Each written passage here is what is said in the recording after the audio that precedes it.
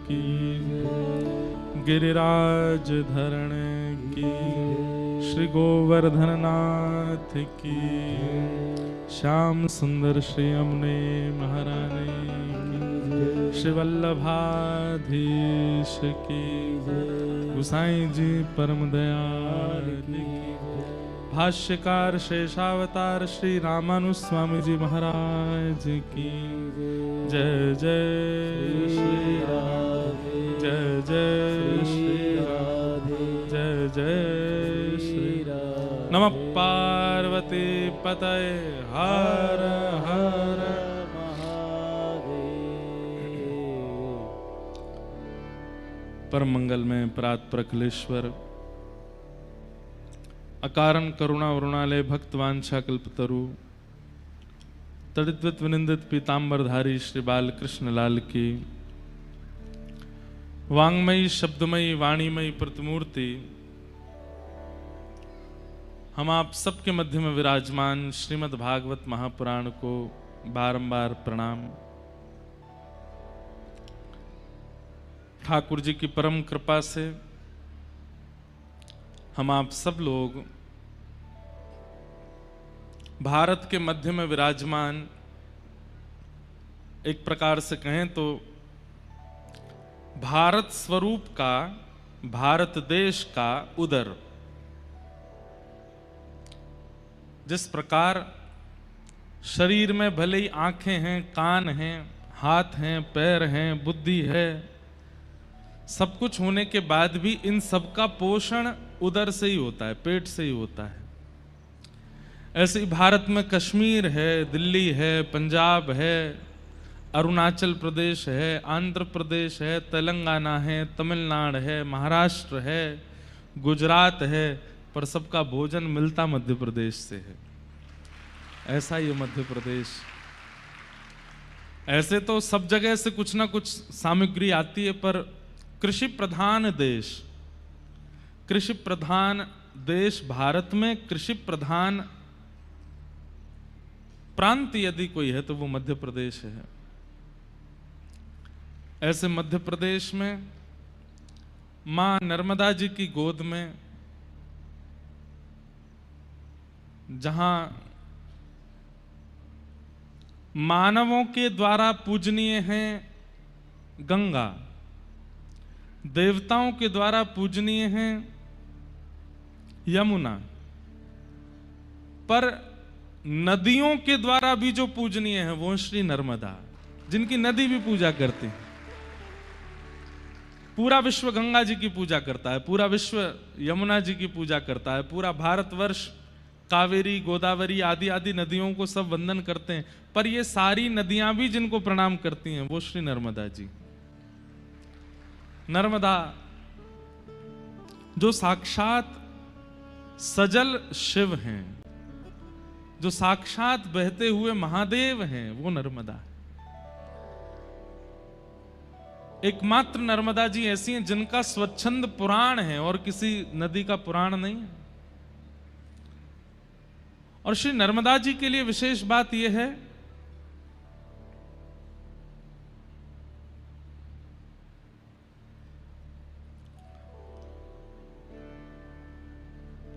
कुछ बता रहे थे, हम भूल गए। कूलर बंद हुआ तो मैं भूल गया। कूलर बंद हुआ?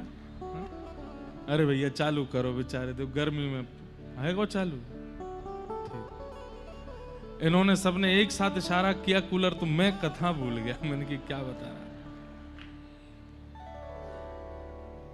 नर्मदा जी जो हैं सचल या सजल महादेव हैं। ऐसा कहां सुना जाता है, शास्त्र प्रमाण है कि श्री नर्मदा जी का दर्शन साक्षात महादेव का दर्शन है। श्री नर्मदा जी का पान साक्षात महादेव का आशीष पान के समान है। श्री नर्मदा जी का स्नान यानी कि महादेव की गोद में आप विराजमान हो गए हो, उसमें कोई अंतर नहीं है। ऐसी नर्मदा जी संभवतः खरगोन में तो नहीं है, थोड़ी दूरी पर हैं। और सजल महादेव नर्मदा जी और स्थूल महादेव के रूप में श्री ओमकारेश्वर महादेव, एवं हमारे श्री महाकालेश्वर महादेव, और यहाँ पास में ही एक और स्थान है महेश्वर।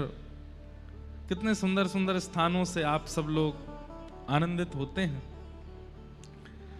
तो ऐसे मध्य प्रदेश में, और उस मध्य प्रदेश में भी ये इसको निमाण बोलते हैं ना, निमाण, निमार, अब जो भी हो यही है।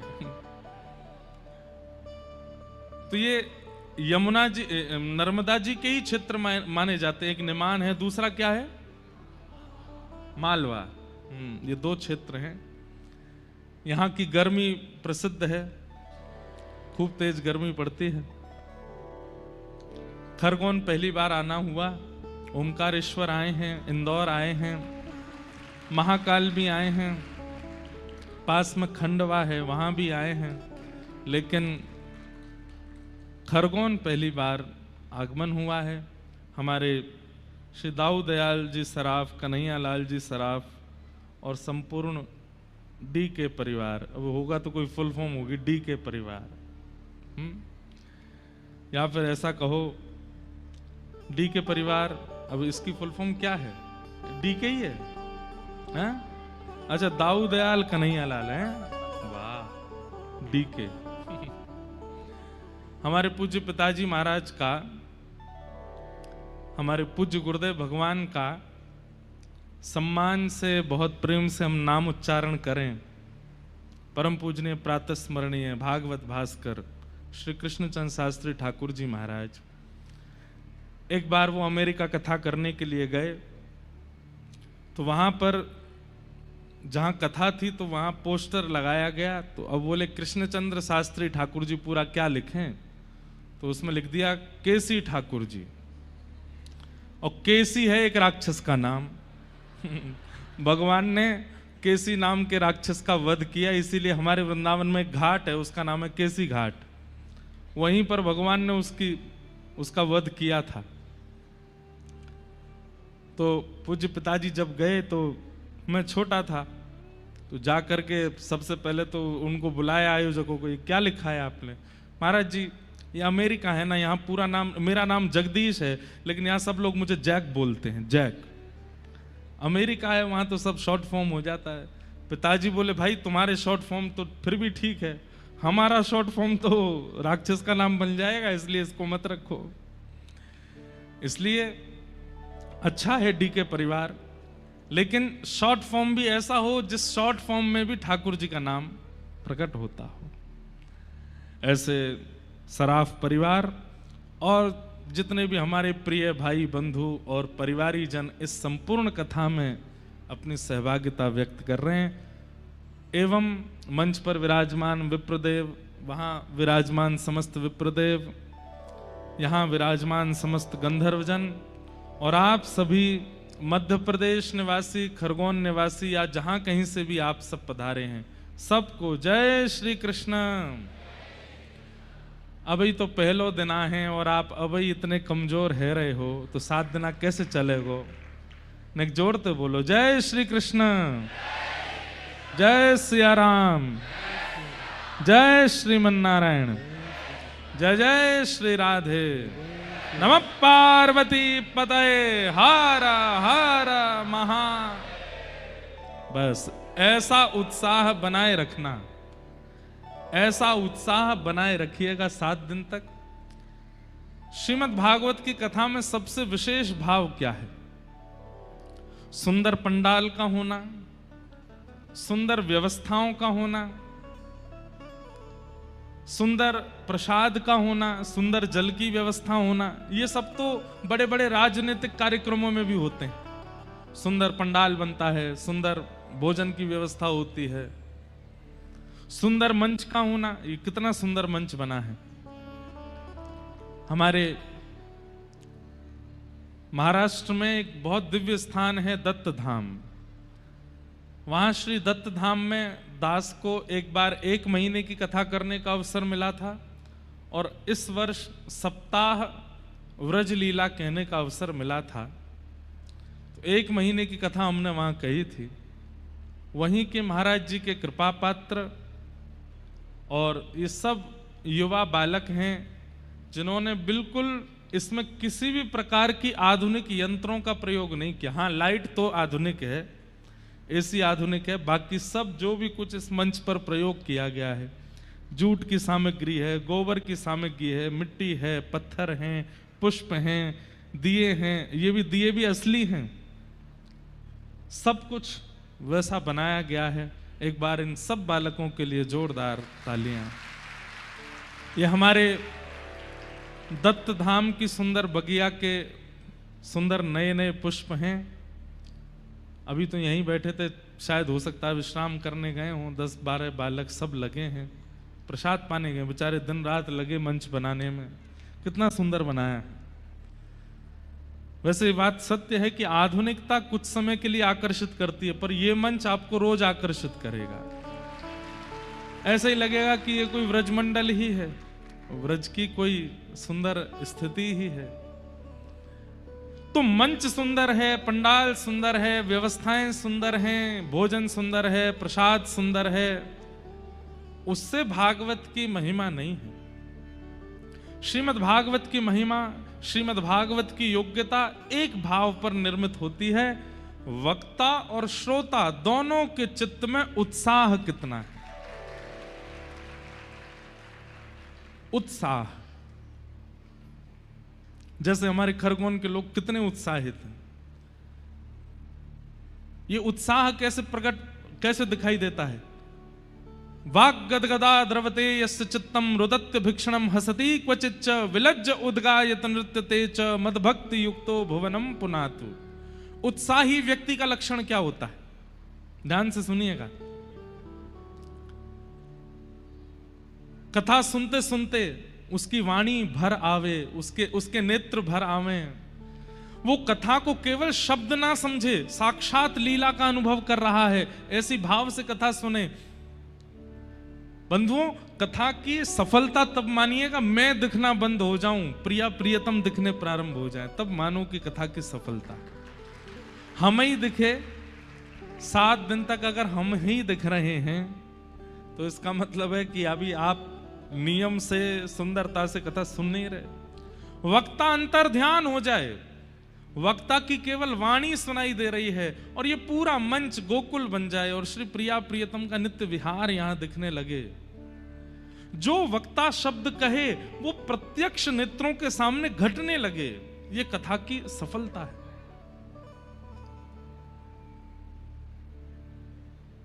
कथा सुनते सुनते आपकी वाणी भर आवे, नेत्र सजल हो जाएं, समझो आप उत्साहित हो। रुदत्य भिक्षणम हसति क्वचिच्च, और सुंदर कोई भगवान की लीला सुनकर के आप अत्यंत आनंद में आ जाओ, अत्यंत उत्साह में भर आओ, आपकी जितनी भी पीड़ाएं हैं सब भूल जाओ। अब 3:30 बजे हम वृंदावन से निकले हैं, तो सोचो सोए होंगे रात को। आजकल 12-1 बजे से पहले कोई सोता नहीं है। 12-1 बजे सोने का समय, 3:30 बजे उठने का। हर 10 मिनट में लोगे 3 तो नहीं बज गए, 3:30 तो नहीं बज गए, अब समय तो नहीं हो गया। अच्छा, आप कहोगे महाराज जी इतनी जल्दी क्यों, हमारी फ्लाइट तो थी 8:55 की। पर हमारे वृंदावन में दिन में मौज चलती है ठाकुर जी की, रात में मौज चलती है संतों की। और 3:30 बजे से लेकर के और सुबह 5-6 बजे तक हमारे पूज्य प्रेमानंद जी महाराज निकलते हैं, और उनका जो निकलने वाला मार्ग है वो मार्ग वही है जिससे दिल्ली जाया जाता है। तो अब अगर 3:30 नहीं निकलेंगे तो फिर फंस जाएंगे, वहां पर भीड़ हो जाएगी इतनी। अच्छा, फिर एक और चीज होती है कि महाराज जी को देख करके लोग छूटते हैं, और जब गाड़ी निकलती है फिर वहां हमको देख लेते हैं तो कहते हैं महाराज जी तो छुए को मिले नहीं, तू बाहर निकल तो ये पकड़े, एक फोटो खिंचा लो महाराज जी, एक सेल्फी ले लो। मैंने कहा भैया तेरे हाथ जोड़े। हम ऑस्ट्रेलिया जा रहे थे, यही हुआ। 9 बजे की फ्लाइट, 4 बजे निकले। महाराज बस ये समझ लीजिए कि ऐसा लग रहा था कि जैसे कोई शहद की बूंद गिर गई है और एक साथ करोड़ों चेंटियों ने उस पर आक्रमण कर दिया है। वहां से निकलना हमारा, मैंने कि बाबा आपसे पहले ही निकल के जाएंगे अब जब भी सुबह जाना होगा, क्योंकि महाराज जी के संग तो बेचारे लोग रहते हैं, उनको सुरक्षा से ले जाते हैं। हम तो छोटे आदमी हैं भैया, ऐसे निकल जाते हैं, कहीं भी कोई वो तो है नहीं। जहां कथाओं में जाते हैं वहां लोग भले ही सुरक्षा देते हैं, बाकी तो ऐसे ही घूमते रहते हैं। तो इसलिए जल्दी निकलना पड़ा। फिर पहुंचे, वहां से इंदौर आए। इंदौर आते आते चेहरे पर 24 बज रहे थे, 12 नहीं 24। हमारे साथ मुदगल जी आए, इनको हमने कही भैया खरगोन पहुंच करके तो हमें लगता है सीधे मंच पे ही बैठना पड़ेगा, कहीं स्नान कर लें। तो बीच में एक जगह स्नान आदि किए। प्रसाद पाने की इच्छा हो नहीं रही थी क्योंकि रात भर जगे। दौड़ करके आए तो बस लग रहा था कि बस पहुंच जाएंगे 2:30 बजे, 3:30 बजे तो मंच पे आ जाएंगे स्नान ध्यान करके। पर खरगोन पूरा घूमे। मुझे तो बस ये डर लगने लगा कि अब किसी और गली में नहीं चले जाएं। 2-3 गली तो घूम लिए हैं, अब किसी इससे आगे कोई गली नहीं हो। क्योंकि भाई अब दिन भर चलते रहते हैं तो थोड़ा कथा से पहले दिमाग को शांति भी तो चाहिए। ये बार पूरी हमने क्यों बताई? हमने सुबह से कुछ नहीं पाया, इच्छा ही नहीं हुई।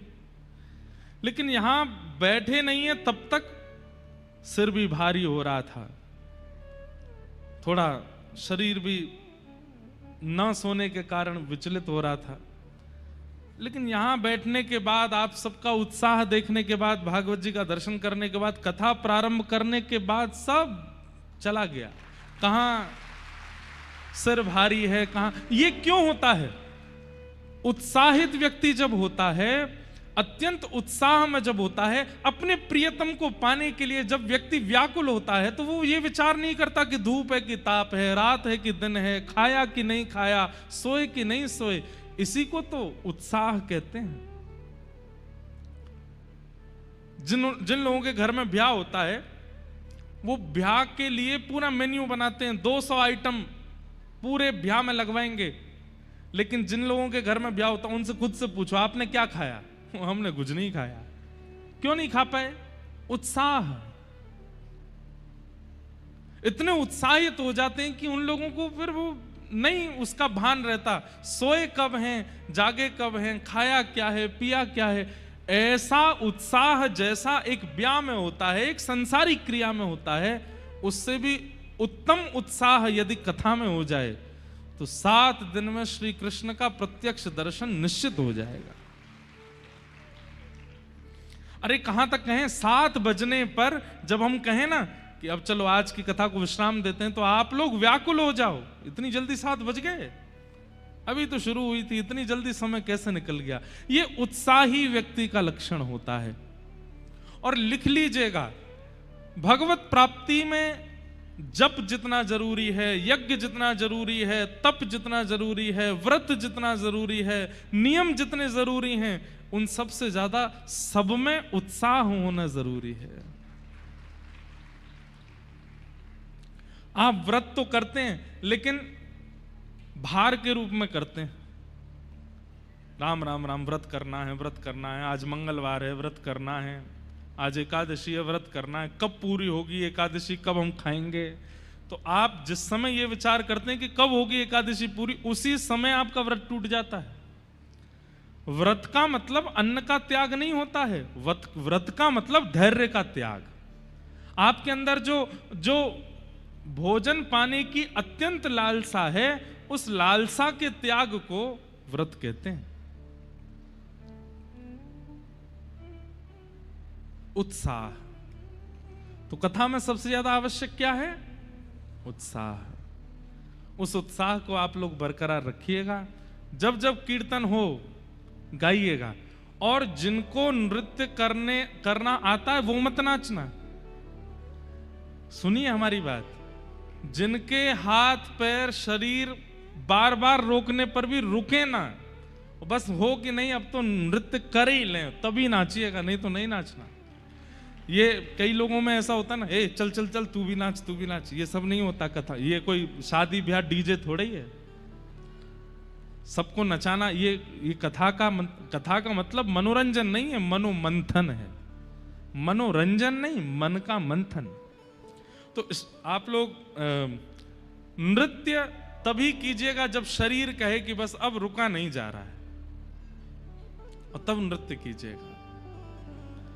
और नृत्य नहीं तो करताल और गाना तो है ही, क्योंकि श्रीनाथ जी पहले ही विराज गए हैं और हमें पता है कि पुष्टि मार्गीय वैष्णव खरगोन में बहुत हैं, इसलिए निश्चित ही अष्ट सखाओं के पद यहां सहज ही प्रकट होते रहेंगे।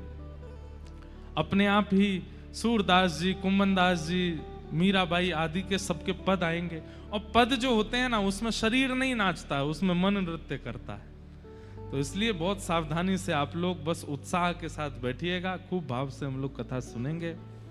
आज प्रथम दिन है कथा का, विलंब हुआ कथा में, पर कल से कथा का समय आप लोगों के लिए 3 है और हमारे लिए 3:30 है। आप लोग 3 बजे आकर के अपना स्थान ग्रहण कर लीजिए, और आप लोग जब आ जाएंगे आकर के बैठ जाएंगे, हमें संकेत मिलेगा, हम तभी आएंगे। तो जितना लेट करोगे हम भी उतने लेट आएंगे, इसलिए पहले आओ। अध्यापक से पहले विद्यार्थियों को आना चाहिए विद्यालय में। ये एक 7 दिन का विद्यालय यहाँ खुला है। हम यहाँ पर अध्यापक के रूप में आए हैं। प्रधानाचार्य तो पीछे बैठे हैं, ये प्रधानाचार्य हैं, हम अध्यापक हैं, और ये सब हमारे सहायक अध्यापक हैं जो सहायता करेंगे। आप सब यहाँ पर विद्यार्थी हो, विद्यार्थी बनकर के ही आइएगा। विद्यार्थी ये सोच करके जाता है कि मुझे सीखने जाना है और मुझे माता पिता को जवाब देना है कि मैंने क्या पढ़ा। माता पिता कौन है?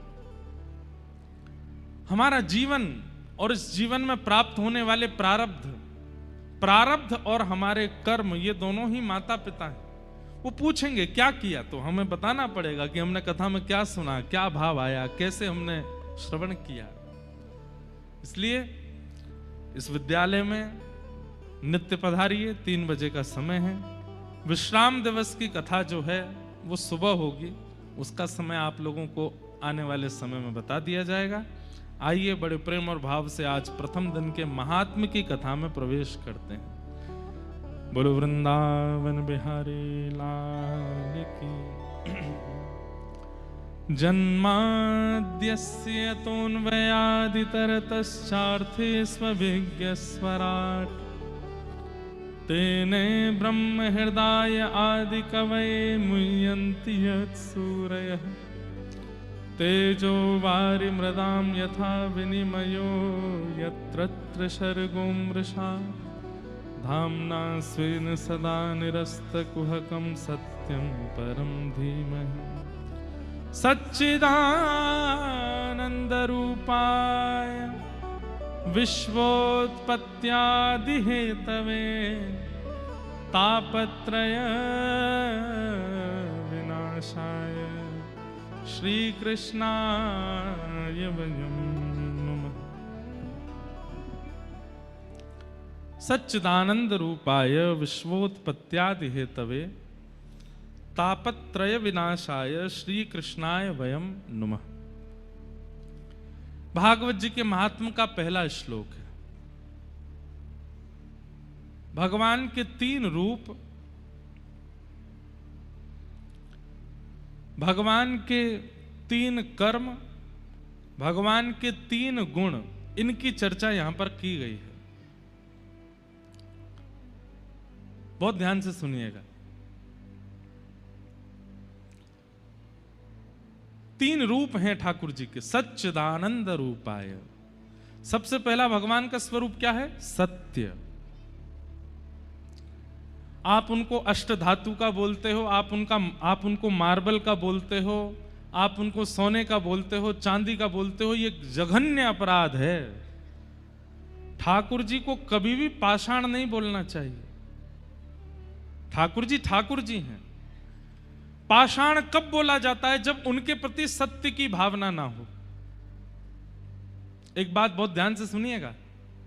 ये कौन है? ये रमेश है। ये कौन है? ये सुरेश है। ये कौन है? राम सहाय है। ये कौन है? अंकुश है। ये कौन है? आशीष है। ये कौन है? राजीव है। सबके नाम होते हैं, लेकिन जैसे व्यक्ति के प्राण निकल जाते हैं आप लोगों ने सुना होगा, क्या बोलते हैं? क्या है? शव है, बॉडी है। क्या बोलते हैं? शव है। जब किसी के घर में प्राण चले जाते तो यही कहते हैं कि भाई उनका पार्थिव शरीर कब लाया जा रहा है, उनकी बॉडी कब लाई जा रही है, उनका शव। हम बॉडी तो अभी भी हैं, पर अभी क्यों नहीं बोला जाता? क्योंकि हमारे चित्त में चैतन्य विराजमान है, वो परमात्मा विराजमान है, जिसके कारण आंख देख पा रही है, नाक सूंघ पा रही है, कान सुन पा रहे हैं, हाथ कर्म कर पा रहे हैं, पैर चल पा रहे हैं। और जैसे ही वो चैतन्य तत्व हमारे त्याग कर देता है तो हमारा नाम भले ही कुछ भी हो, लेकिन हमको संबोधित क्या किया जाता? पार्थिव शरीर। शरीर तो हम पहले भी हैं, बॉडी तो हम पहले भी हैं, लेकिन मृत्यु के बाद ही क्यों संबोधित किया जाता है? क्योंकि अब चित्त में चैतन्य नहीं है, अब उसके अंदर आत्मा नहीं है।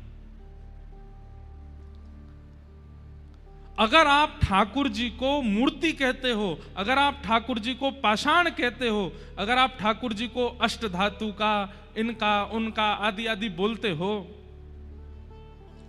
एक प्रकार से आप वही अपमान कर रहे हो जो चैतन्य व्यक्ति को पार्थिव शरीर बोलने के समान होता है।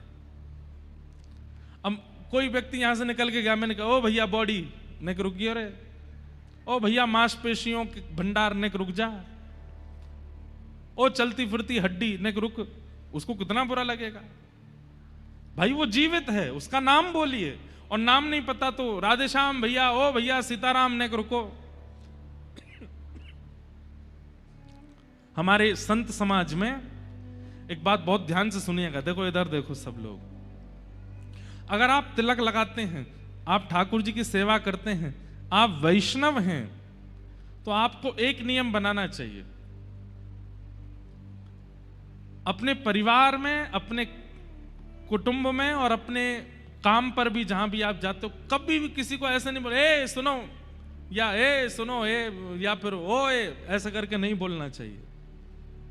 वैष्णव यदि हो, राधेश्याम, ओ राधेश्याम, सीताराम भैया सीताराम, सुनो, इससे दो काम होंगे, सामने वाला व्यक्ति सुनेगा भी और आपका भजन भी हो जाएगा। संत समाज में, हमारे भारत के संत कभी भी ऐसे नहीं बोलते ए सुनो, ओ सुनो, ओ भैया सुन। वो ऐसे बोलेंगे ए सीताराम, राधेश्याम, राधे राधे। ऐसी हमारे वृंदावन में रिक्शा चलाने वाले, उनकी अगर घंटी काम नहीं करती तो वो यही बोलते चलते, राधे राधे राधे भैया साइड हो जाओ, राधे राधे श्याम, श्याम श्याम भैया साइड हो जाओ। दो काम हो गए, आपका कार्य भी हो गया, भजन भी हो गया। वैष्णव का ये स्वरूप होना चाहिए। प्रसाद भी पा रहे हो, अब पत्नी को बुलाना है तो उसका भी नाम मत बोलो, यार रोटी के लिए मत बोलो, राधेश्याम जोर से चिल्लाओ। बोले क्या बात है, प्रसाद लाओ, कुछ लाओ। एक बार भगवान नाम किसी को पुकारने में ही, किसी को बुलाने में ही, किसी को इशारा करने में ही नाम तो निकलेगा। इसको कहते हैं सहजा भजन। ये सहज भजन है और ये हर वैष्णव को करना चाहिए। कम से कम खरगोन में आज से, आज की कथा का एक सूत्र लेकर के जाओ कि अब घर में किसी को भी बुलाना है, किसी को भी पुकारना है, किसी को भी इशारा करना है, किसी को भी साइड हटने को बोलना है। कथा में भी आप आते हो, भैया हटना, बहन जी हटना, नहीं, राधेश्याम राधेश्याम जोर जोर से बोलोगे 2-3 बार। अरे मैं कह रहा हूं जितनी देर नहीं सुनेगा उतनी देर भजन बनता रहेगा। आप कहोगे कि महाराज जी सुने ही नहीं रहे हैं, ठीक है, तो जब तक नहीं सुने बोलते रहो, आपका तो नाम जप हो रहा है ना। ये वैष्णव का स्वरूप होता है। तो हम निवेदन कर रहे थे कि ठाकुर जी को पाषाण मत बोला कीजिए, वो सत्य हैं। अरे हम कहते हैं कि जब आप किसी पोस्टर में भी ठाकुर जी का चित्र देखते हैं ना, ठाकुर जी का चित्र प्रकट होते ही वो पोस्टर भी भगवान है। इसलिए हम निवेदन भी करते हैं कि ज्यादातर कथाओं के कार्ड में या जो डिस्पोजल होने वाली चीजें, उसमें ठाकुर जी का चित्र देना ही नहीं चाहिए। संकेत कर दो, नाम आदि भाव बता दो, लेकिन ठाकुर जी का चित्र मत दो, क्योंकि वो चित्र में परिपूर्ण है। आपको लग रहा होगा कि पीछे एक कटआउट लगा, एक पोस्टर जैसा लगा, नहीं, ये साक्षात ठाकुर जी हैं। और आप ये भावना धारण करके 7 दिन कथा सुनो, 7 दिन में एक दिन तो अनुभव होगा कि अपने नैन मटका रहे थे, अपनी भौं हिला रहे थे, आज इनका मुकुट थोड़ा टेढ़ा सा था। सत्य भावना रखते ही ठाकुर जी का अनुभव होना प्रारंभ हो जाता है। हमें अनुभव क्यों नहीं होते? क्योंकि हमारा उनके प्रति सत्य भाव नहीं है, सत्य स्थिति नहीं है। उनको सत्य मानो। तो भगवान का सबसे पहला स्वरूप क्या है? सत्य। ठाकुर जी को जहां भी देखो इसी भाव से प्रणाम करो कि ये, मैं एक बात कहता हूं कथा में, ठाकुर जी हमारे साथ एक खेल खेलते हैं। कौन सा खेल? सब लोग इधर देखो। एक आप लोगों ने शायद बचपन में खेल खेला होगा, विष अमृत है, विष अमृत खेला है? एक विष अमृत के जैसा एक और खेल होता था। आजकल के छोटे बच्चों को तो पता ही नहीं होगा कौन सा खेल है, विष अमृत कौन सा है। इनको भी बताइएगा, माता पिता अपने अपने छोटे छोटे बच्चों के संग भी खेलिएगा। एक उसमें और हम लोग खेलते थे, उसको इंग्लिश में ऐसे बोलते थे, स्टैचू। एक व्यक्ति गिनती करता था 10 तक, 1 2 3 4 10 तक गिनती करता था। पीछे उसके सारे बहन भाई अलग अलग आकृति बनाते थे, और जैसे ही 10 पूरा होता तो वो पीछे घूम के देखता, तो जो जैसा है वो वैसे ही रह जाता। अब उसका काम क्या है? सबको हंसाओ, और जो हंस गया, बात क्या है? छीना नहीं है, कुछ भी बोल सकते हो, कुछ भी कह सकते हो। सामने वाले ने अगर अपनी पलक झपकी, अगर वो जरा सा भी हंसा, तो आप जीत गए, वो हार गया। ठाकुर जी हमारे साथ ऐसा ही खेल खेल रहे हैं, स्वयं स्टैचू बन के खड़े हैं और हमसे कह रहे हैं अपने भक्ति के मार्ग से, अपने कथा के भाव से, अपने कीर्तन से, अपने भजन से, अपने नाम जप से, तुम कैसे भी करके मेरे इस स्टैचू भाव को विलग करके दिखाओ। आज तक करते आए हैं ठाकुर जी, लेकिन ऐसे ही खड़े हैं। इसका मतलब वो जीत रहे हैं, हम हार रहे हैं। लेकिन मीराबाई ने ऐसा गाया कि ठाकुर जी हार गए, मीराबाई जीत गई। सूरदास जी ने ऐसा गाया, सूरदास जीत गए, ठाकुर जी हार गए। भैया भक्ति क्या है? एक खेल है। ठाकुर जी जहां पर मूर्ति बनकर के खड़े हैं और हमें मानो एक चुनौती दे रहे हैं कि तुम अपने भजन, नाम जप और अपने अपने जितने तुमसे साधन हो सके उनसे मेरे इस मूर्तिमंत रूप को सचल बना करके दिखाओ। और अगर तुमने सचल कर दिया, तुम जीते, मैं हारा। लेकिन हम सब हारते जा रहे हैं। और हमें समय कितना मिला है पता है? 100 साल। 100 साल का समय मिला है, लेकिन 100 साल भी पूरे कोई कर नहीं पाता। कोई 80 में ही रुक जाता है, कोई 60 में ही रुक जाता है। आजकल तो 50 के बाद कभी भी रुक सकते हो, कोई भरोसा नहीं। कथा क्या है? वो जो मूर्ति बनने वाला जो खेल है, उस खेल में मूर्ति बने हुए ठाकुर जी को सचल कैसे किया जाता है, यह सिखाया जाता है कथा में। एक श्रीनाथ जी की परम भक्ता हुई अजब कुमारी, मैंने कई बार कथा सुनाई है अजब कुमारी जी की। अजब कुमारी जी गई गोवर्धन और श्री गिरिराज जी का दर्शन करके ऐसी आनंदित हो गई ठाकुर जी के रूप माधुरी में। सजल श्याम घन वरण लीन है, सजल श्याम घन वरण नील है, फिर चित अनत न भटक्यो, फिर चित अनत न भटक्यो, मेरो मन गिरधर छवि पे अटक्यो, मेरो गिरधर छवि पे, मेरो मन गिरधर छवि पे अटक्यो, मेरो गिरधर छवि पे। ऐसा मन अटक गया अजब कुमारी का। ठाकुर जी के सामने बैठती है और बस ये कहती है कि मुझे वापस नहीं जाना अपने घर, मैं आपके पास रहना चाहती। लेकिन राजकुमारी है, राजा की पुत्री है, जाना तो पड़ेगा। तो जब तक गिरिराज जी में रही तब तक मन में सोचती रही मैं क्या सेवा करूं।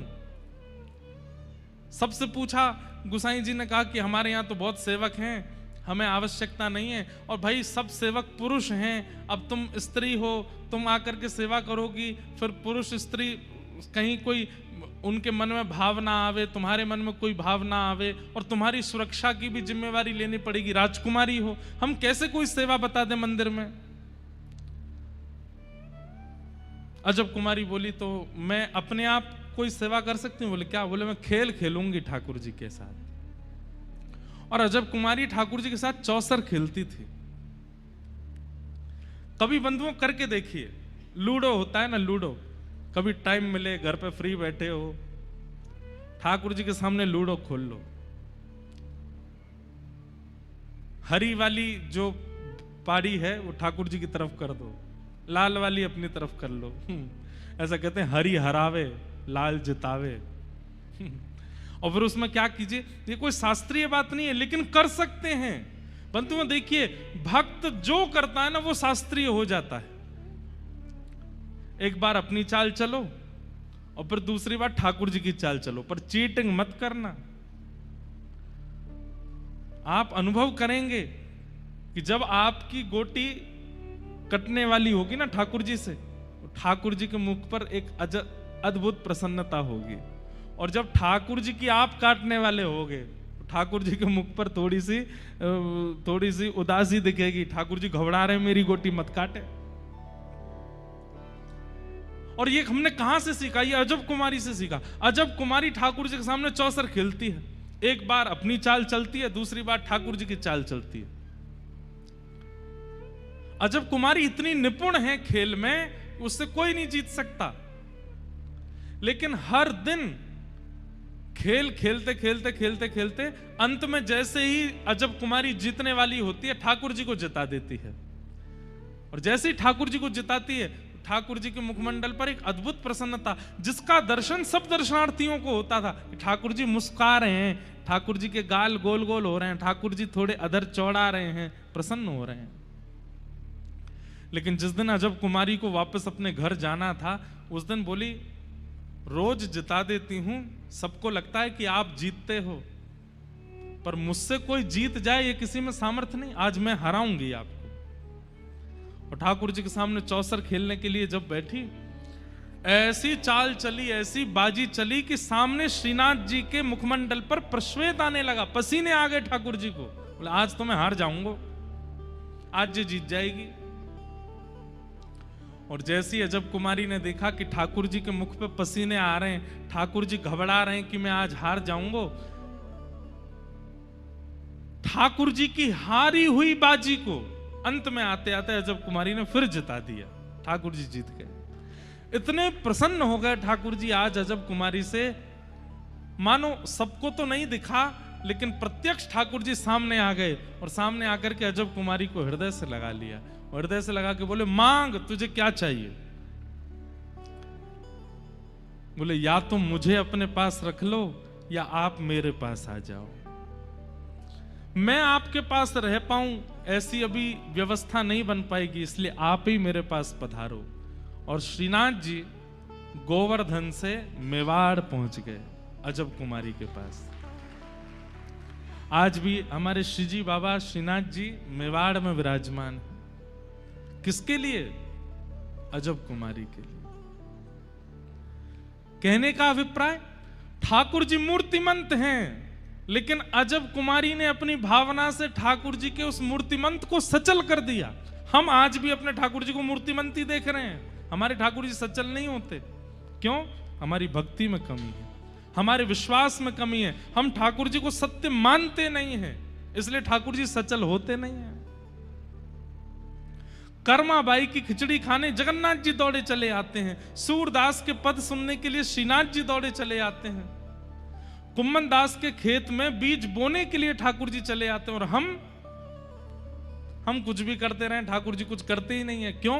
हमारी भावना में कहीं कमी है। इसलिए भागवत जी के प्रारंभ में ही बताया गया है, ठाकुर जी को पाषाण मत मानिए, ठाकुर जी को मूर्ति मत मानिए। ठाकुर जी कौन है? सत्य हैं, सचल है।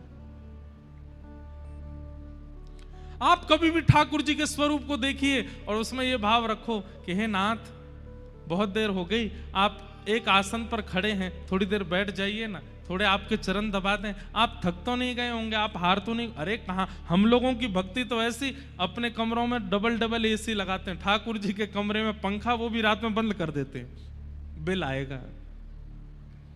हम कहां से ठाकुर जी का अनुभव कर सकते हैं जब हमारे अंदर इतनी चैतन्य भावना भी नहीं है ठाकुर जी के लिए। तो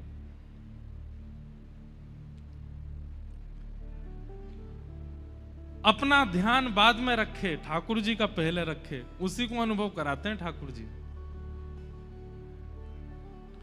घर में शादी ब्याह आ जाती है तो हम ठाकुर जी को 4 दिन तक केवल चना, चनौरी और बादाम पे ही रखते हैं। हमारे घर में उत्सव आता है, व्रत होता है ठाकुर जी का। ठाकुर जी के भैया 2 दिन के लिए ये कहीं घूम में जा रहा है, केवल बादाम पर छोड़ जाएगा मुझको।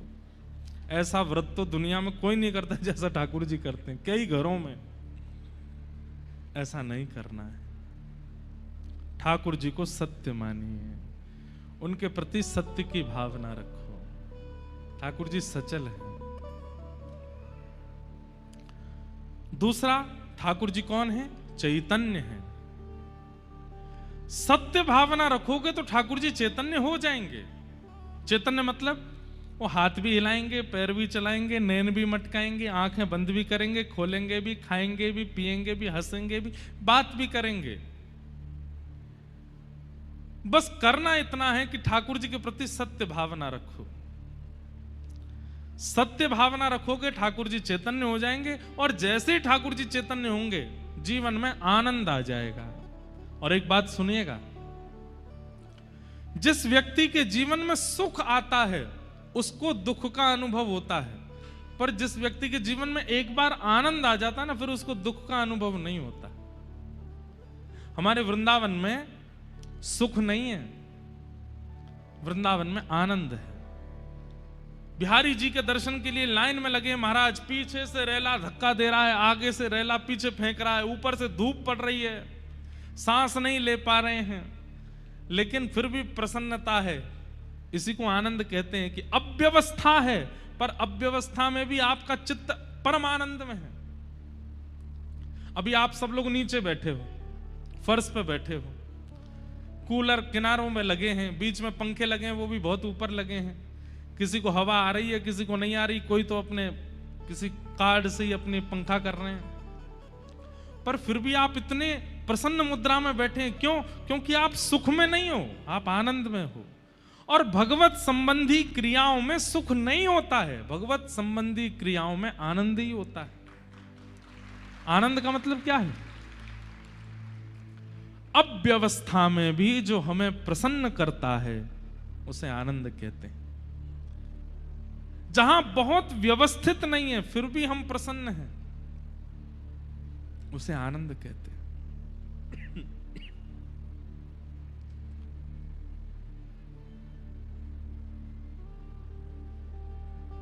उसे आनंद। इसीलिए नंद घर आनंद भयो, नंद घर सुख भयो, यशोदा घर सुख भयो नहीं गाते। सुख संसारी वस्तुओं से मिलता है। गुलाब जामुन सुख देता है, रसगुल्ला सुख देता है, समोसा सुख देता है, पर अति में अगर रसगुल्ला खाओगे तो दुख देगा, इसलिए वो सुख ही है, आनंद नहीं है। अति में समोसा खाओगे तो दुख देगा, अति में रसगुल्ला खाओगे तो दुख देगा। इसलिए जिसकी अति होने पर दुख परिवर्तित हो जाता हो, सुख दुख में परिवर्तित हो जाता हो, वो आनंद नहीं हो सकता। आनंद किसको कहते हैं? जिसकी अति मिल जाने पर भी वह सुख की वह सीमा कम ना होती हो, उसको आनंद कहते हैं। जैसे ठाकुर जी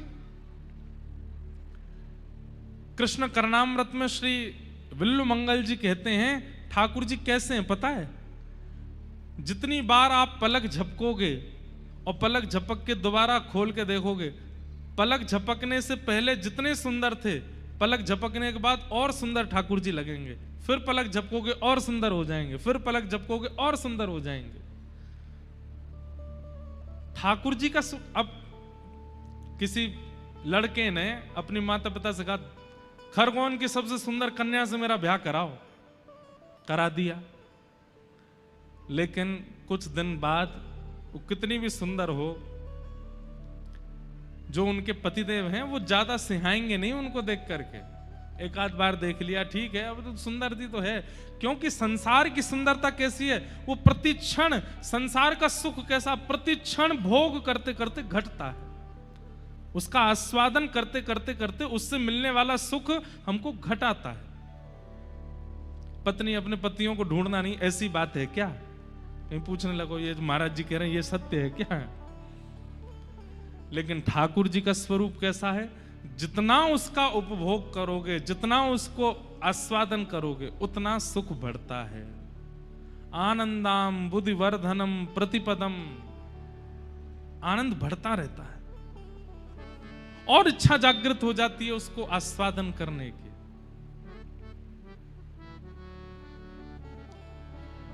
इसलिए ठाकुर जी कौन है? आनंद, सुख नहीं है। अब कथा, आज पहला दिन है, 7वां दिन जब कथा का होगा तो आप सब कह उठेंगे कथा भैया 7 दिन की नहीं, 1 महीना 1.5 महीना की होनी चाहिए। क्यों? 7 दिन में तो कुछ पता ही नहीं चला, 7 दिन में तो कुछ हुआ ही नहीं। और वहीं पिक्चर आप देखने जाओ तो 3 घंटा वाली भी लगती है कब पूरी होगी, खत्म क्यों नहीं हो रही है। और कथा में ये लगता है कि खत्म क्यों हो गई, विश्राम क्यों हो गई, चलती रहे, क्यों? क्योंकि आनंद है।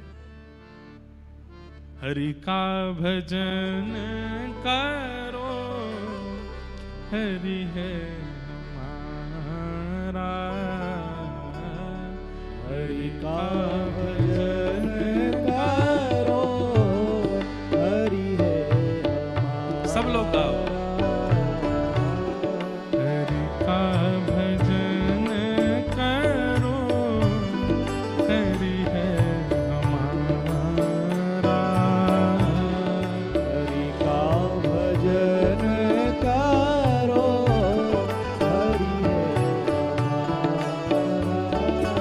ओ हरि नाम लेने वाला, हरि नाम लेने वाला, हरि नाम गाने वाला, हरि नाम गाने वाला, हरि का है प्यारा, हरि का भजन करो, हरि है हमारा। हरि का भजन करो, हरि है हमारा। ओ हरि का भजन करो, हरि है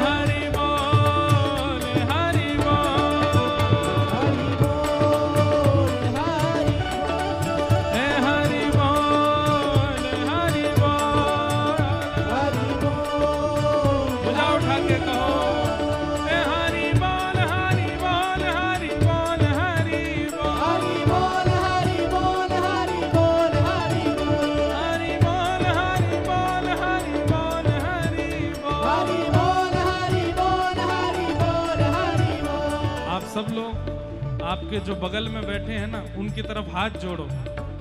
अगर अपने बगल वाले से हाथ जोड़ो जोड़ो सब लोग, उनसे कहिए मैया तेरे पाँव पड़ूं एक बार हरि बोल, मैया तेरे पाँव पड़ूं एक बार हरि बोल भैया तेरे पाँव पड़ूं एक बार हरि बोल। ए भैया तेरे पाँव पड़ूं एक बार हरि बोल। तेरे पाँव पड़ूं हमारे एक बार हरि बोल। भगवान श्री कृष्ण के श्री राधा कृष्ण अवतार पुनः कलयुग में हुआ चैतन्य महाप्रभु के रूप में, और उन चैतन्य महाप्रभु ने नित्यानंद महाप्रभु से कहा कि घर घर जाओ द्वार द्वार जाओ और सबसे भिक्षा लेकर के आओ। काय बात की भिक्षा? आटा दाल चावल भिक्षा में नहीं, झोली फैला करके कहो मैया तेरे पांव पर हरि बोल हरि बोल हरि बोल हरि बोल हाँ हरि बोल हरि बोल हरि बोल हरि बोल हरि बोल हरि बोल हरि बोल हरि बोल हरि बोल हरि बोल हरि बोल हरि बोल हरि बोल हरि बोल हरि बोल हरि हरि बोल हरि बोल हरि बोल हरि बोल हरि बोल हरि बोल हरि बोल हरि बोल हरि बोल हरि बोल हरि बोल हरि बोल हरि बोल हरि बोल हरि बोल हरि बोल हरि बोल हरि बोल हरि बोल जय जय श्री राम जय जय श्री राम जय जय श्री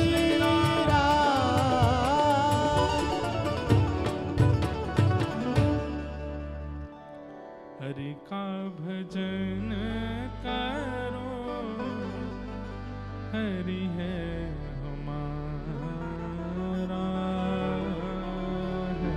हरि का भजन करो हरि है हमारा। एक बात बताएं बंधुओं,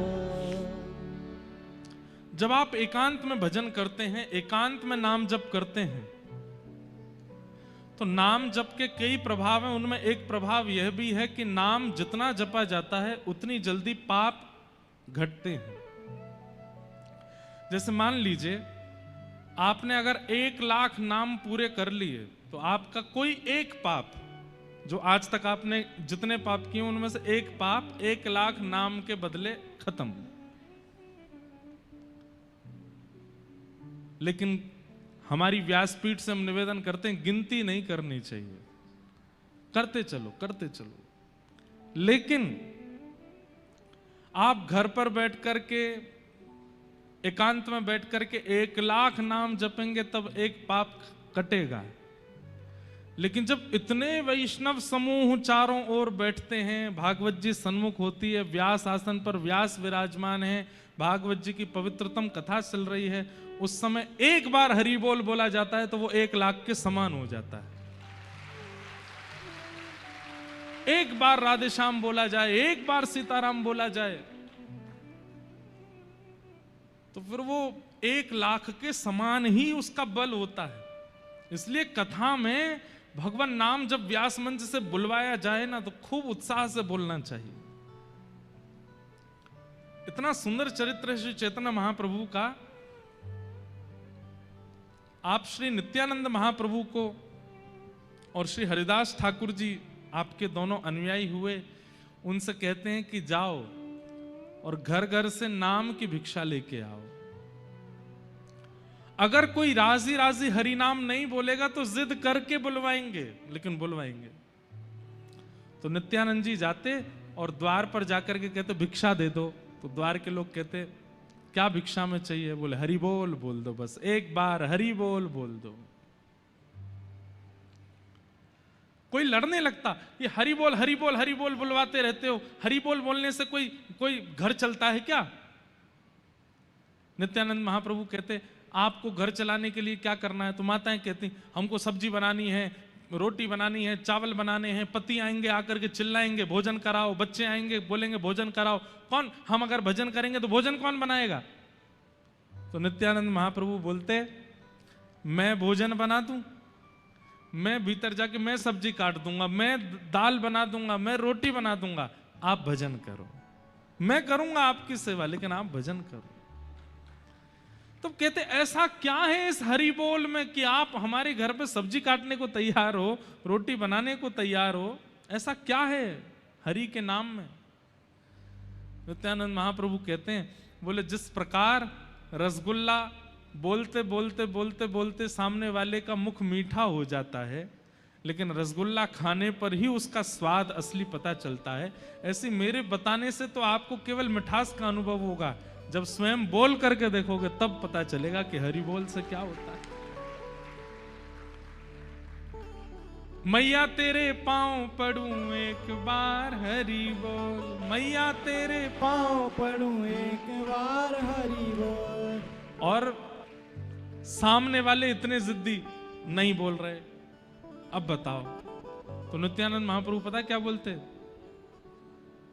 यहीं मर जाऊंगो एक बार हरि बोल, यहीं मर जाऊंगो एक बार हरि बोल। लोग बाग दुनिया में सामने वाले को डराने के लिए कहते हैं फांसी लगा लूंगा, मुझे 1 लाख रुपए दे दो, नहीं दिए तो मैं ऐसा कर लूंगा, नहीं दिए तो मैं ये कर लूंगा, तुमने अगर मुझसे शादी नहीं करी तो मैं नस काट लूंगा। लेकिन यहाँ नित्यानंद महाप्रभु कह रहे अगर तुमने हरि बोल नहीं बोला तो तुम्हारे द्वार पे ही अपने प्राण त्याग दूंगा, एक बार हरि बोल बोल दो, क्या जाता है तुम्हारा, एक बार बोल दो। तो सामने वाला थोड़ा झिझा करके बोलता, बोल दिया लो हरि बोल। नित्यानंद महाप्रभु बोले अब जब एक बार बोल दिया है तो एक बार और बोल दो। बोले तुमने कहा था एक बार बोलने को, कुछ लग थोड़ी रहा है, तुम्हारे पैसे थोड़ी लग रहे हैं, एक बार बोल दिया एक बार और बोल दो। कोई भी चीज सिंगल नहीं होनी चाहिए, युगल होनी चाहिए, एक बार और बोल दो। एक बार और बोल देते हरि बोल। नित्यानंद महाप्रभु कहते बस अब हम जा रहे हैं, जल्दी जाओ यहां से। तो नित्यानंद महाप्रभु कहते अब हम जा रहे हैं तो कम से कम विदाई तो दे दो हमको। बोले क्या विदाई चाहिए? बोले एक बार और हरि बोल बोल दो। बंधुओं, सामने वाला व्यक्ति जब तीसरी बार हरि बोल बोलता था, 3 बार हरि बोल बोलती उसके चित्त में प्रेम लक्षणा भक्ति प्रज्वलित होने लगती थी और वो तो बस भुजा उठा करके नित्यानंद महाप्रभु के साथ ही नृत्य करने लगता था। उन्होंने 3-3 बार हरि बोल बुलवा करके कितनों को वैष्णव भक्त बनाया। हरि नाम, हरि कथा, हरि स्वरूप की कैसी महिमा है, ये तो तभी पता चलेगा जब उसमें प्रवेश करोगे। केवल सुनने मात्र से काम नहीं चलेगा, एक बार हरि नाम को अपने जीवन में लेकर के देखिए और फिर जीवन हरि नाम को दे करके देखिए, आप उसका अनुभव करेंगे। कैसा अनुभव? शरीर में कितनी भी बाधाएं हो जाएं, पीड़ा नहीं होगी आपको।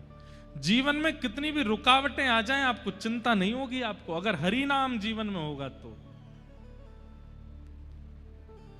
जैसा एक सामान्य व्यक्ति का जीवन होता है वैसा ही चलेगा सब कुछ, लेकिन आप प्रभावित नहीं होगे उससे। ये हरिनाम का, हरिनाम की महिमा। ऐसे भगवान सच्चिदानंद रूपाय, 3 रूप हैं, सत्य, चैतन्य और आनंद। विश्वोत्पत्त्यादि हेतवे, विश्व की उत्पत्ति, पालन और संहार जो करते हैं। तापत्रय विनाशाय, 3 प्रकार के तापों का जो उपशमन करते हैं। श्री कृष्णाय वयम नमः, ऐसे श्री कृष्ण को हम बारंबार प्रणाम करते हैं। एक बात बोलें बंधुओं,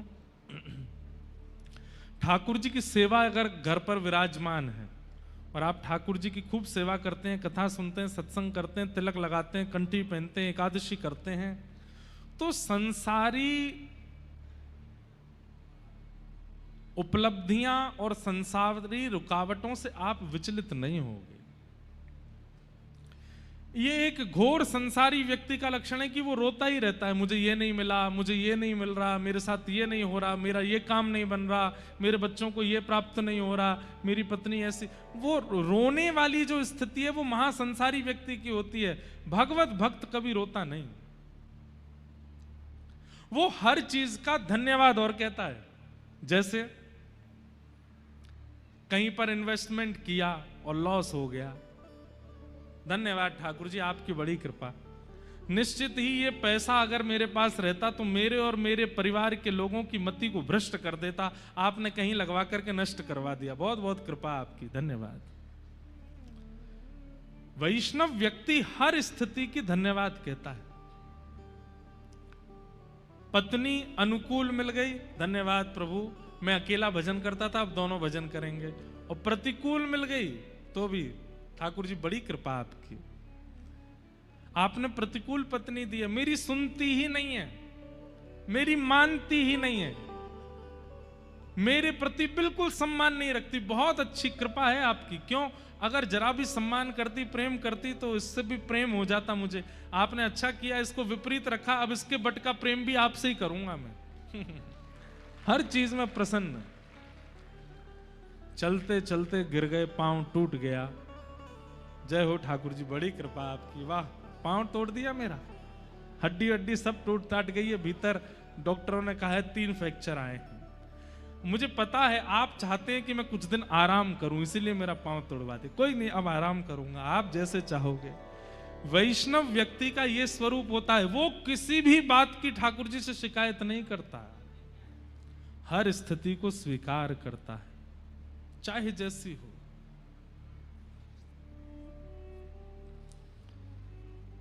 तापत्रय विनाशाय, सुदामा जी ने कभी शिकायत नहीं की भगवान से, मीराबाई ने कभी शिकायत नहीं की कि आपने ऐसा क्यों किया मेरे साथ, गजेंद्र ने कभी शिकायत नहीं की। शिकायतें तो हम करते हैं। और एक बात बोले बंधुओं, ये प्रेम का स्वरूप नहीं है। जैसे कोई कहे आपसे कि मैं आपसे बहुत प्रेम करता हूं, लेकिन सुबह से शाम तक केवल शिकायत ही करता रहता है, ये हो गया, ये हो गया, तुमने ये नहीं किया, तुमने, तो कहीं ना कहीं उसका प्रेम अभी उस स्थिति का नहीं है, इसलिए शिकायत है। प्रेम में शिकायत नहीं होती, प्रेम में स्वीकार होता है। शिकायतें बहुत ज्यादा जहां होती हैं वहां कहीं ना कहीं प्रेम घट गया है, प्रेम थोड़ा कम है, इसलिए शिकायतें हैं। जैसे स्कूल में जब हम पढ़ते थे, अब हमने कोई गलती की, हमारे मित्रों ने देख लिया, कई इतने उद्यमी होते थे, वो प्रतीक्षा करते थे कि कब टीचर आए और हम उनको बताएं। टीचर को पता नहीं चला है कि क्लास में कुछ ऐसा हुआ है, सर वो जो पीछे बैठा है ना बेंच पे, वो ऐसे ऐसे कर रहा था। अरे उनको पता नहीं चला, तू क्यों जाकर के बोल रहा है? ऐसे बच्चे बड़े शातिर, बड़े चालाक माने जाते थे।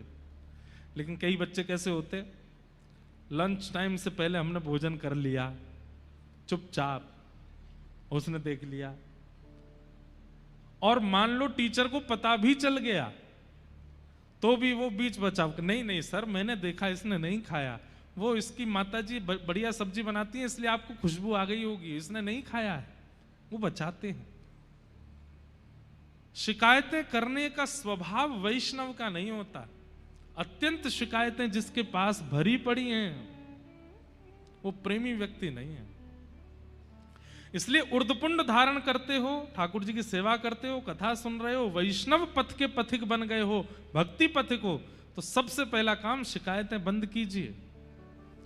जो होता है उसको प्रसाद मान के स्वीकार करो।